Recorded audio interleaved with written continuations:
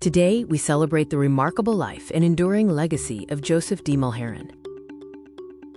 This video explores how one man's ingenuity solved a major industry challenge and left a lasting mark.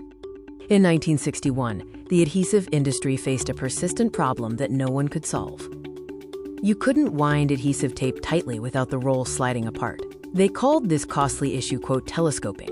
It wasted material, slowed production, and frustrated every engineer who touched it. But one individual, Joseph D. Mulheren, looked at this familiar problem through a new lens.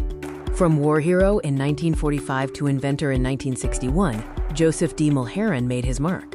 Beyond his professional work, he was also a dedicated father to 8 beautiful and gifted children. He didn't just look at the tape, he looked at the core. Along with Joseph Guenin at the Norton Company, he reimagined the very foundation of the roll itself.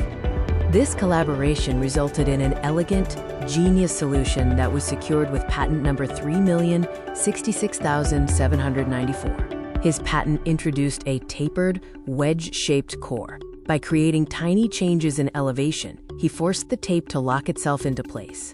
It wasn't just cardboard. It was a mechanical solution to a mechanical problem. A simple idea that solved a global manufacturing headache.